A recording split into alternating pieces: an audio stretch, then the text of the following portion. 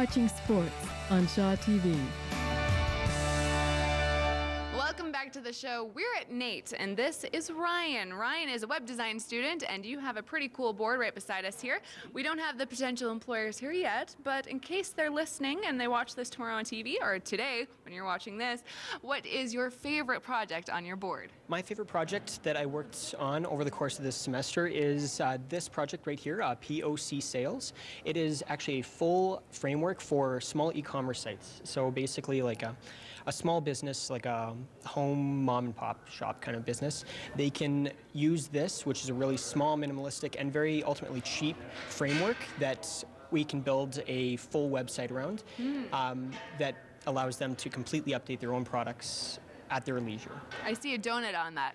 Yes, indeed. Yeah, this is sort of the template framework right now, sort of an example of some of the different stuff that you can do with it, and it just happened to be one of the nicest looking donuts that I could find. Are you a fan of donuts? I sure am. What can I say? We're getting off subject here. What was the favorite part for you about this 2-year program and learning all about how to design a website? I think it was primarily the hands-on. Like there's a lot of work that just went into it's a lot of self-directed. You know, you come up with your own ideas and execute them with all the stuff that you covered in the first couple semesters, and you just get this perfect opportunity to make all the mistakes that you want while still producing stuff that looks great. Yeah. Are you excited to get out there in the real world and start working on projects like that? Oh, yes, indeed. Yeah, money is definitely going to be nice again. Hey, for sure. Can't go wrong there. Thanks so much, Ryan. Up next, we have Jordan Greenlee talking to some Oil Kings fans about the upcoming playoffs. The Edmonton Oil Kings are up 3-1 in their Eastern Conference Final Series against the Moose Jaw Warriors and have called Rexall Place their home since returning as a franchise in 2007. Just revealed this week, their logo is now on center ice in the midst of their playoff run. Well, for a lot of buildings, you know, the Montreal facility, Toronto, the great hockey arenas, there's always the debate. The logos just never change. And it's the home of the NHL team. And clearly we made a decision here that it's the home of the Oilers and the Oil Kings. And we're proud of the Oil Kings, proud of their entry into the family. I've been here since the beginning of the team coming. I started coming to these games when I was 13 at Silver Collection when the Kings were here. And the last 3 years have had its challenges for the Kings as a season ticket holder. And the last 2 years have been great. They've been exciting. The coaching change and the development of this team has been amazing to see. It's been a real fun run watching this year in hockey. It's made it fun to come to King games. The Oil Kings' remarkable 22-game win streak came to an end on Wednesday in Moose Jaw, but that's not their focus as they want to win the league and head to the Memorial Cup, something that hasn't happened here in a very long time. This was probably in the 60s, and I was here because my dad had bring me on weekends at Silver Collection. I remember seeing one Memorial Cup series here, and it's back, I think, when Al Hamilton played. And when you play in a full building, and you got a full building full of hockey fans, it's an exciting place to be. And I wouldn't be surprised when the Kings make it to the finals that we fill. And it'll be an amazing atmosphere. It's amazing. I mean, 22 in a row at any time is an amazing feat. But for these guys to do it compared to last year where we weren't doing so great and we turned it around in 1 year is just amazing. It's great to see people come out to the games, come from a couple of thousand people to almost 10,000 people. Hopefully by the end we get to the finals and we'll sell this place out. If you've been a junior hockey fan in the past, what you've appreciated then is other people like you appreciate the games and cheer here because they enjoy great hockey. And that's what you're going to see. It's really great to be here with a building full of fans who are junior fans and who are hockey fans. And that's what's happened the last 2 games. Game 5 of the Eastern Conference Final between the Warriors and the Oil Kings goes on Friday at 7 p.m. The game is also being broadcast live here on Shaw TV and in HD on Channel 301. Jordan Greenlee, Shaw TV, Capital Region.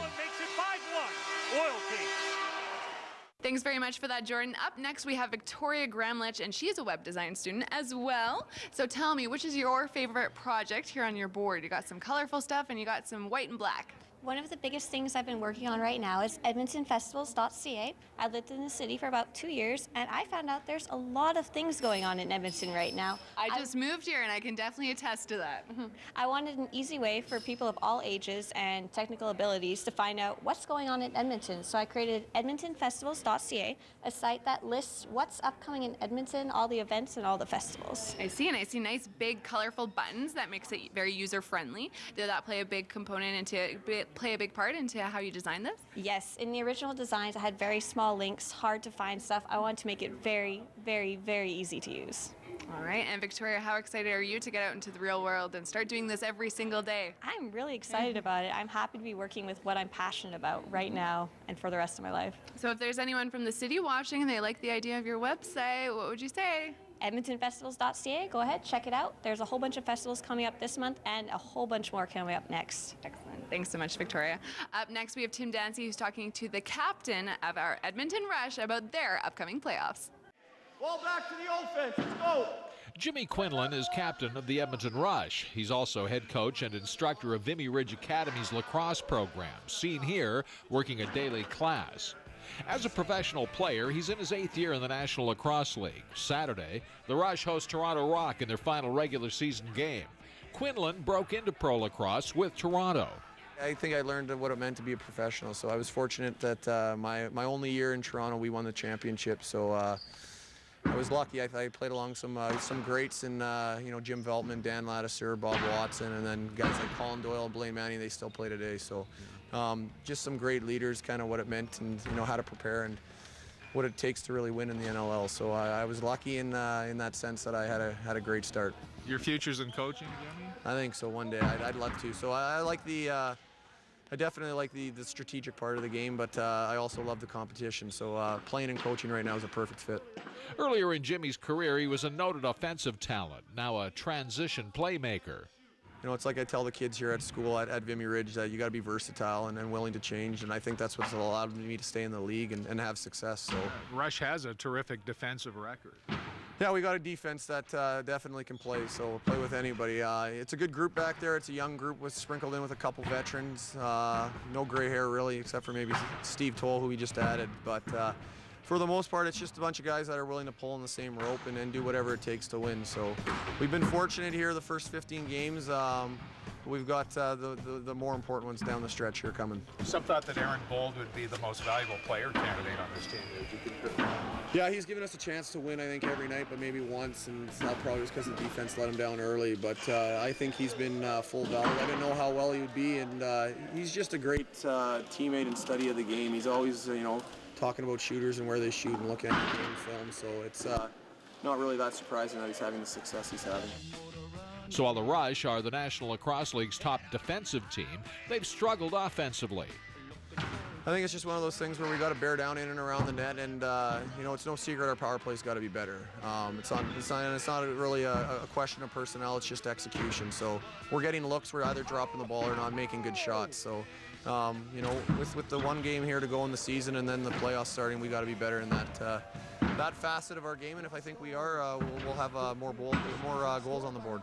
Well, the Edmonton Rush will play the Toronto Rock in their final regular season home game on Saturday. They know who they're playing in the first round of playoffs. It's the Calgary Roughnecks. Well, we know what they want to do. We're going to use Toronto as kind of a prelim up to that. I mean, we're fortunate that Toronto plays the same style of defense as Calgary, and they both have, two of the best power plays in the league. So I think if you needed to face any team before you face the Roughnecks, the Toronto Rock's not a bad team to be playing.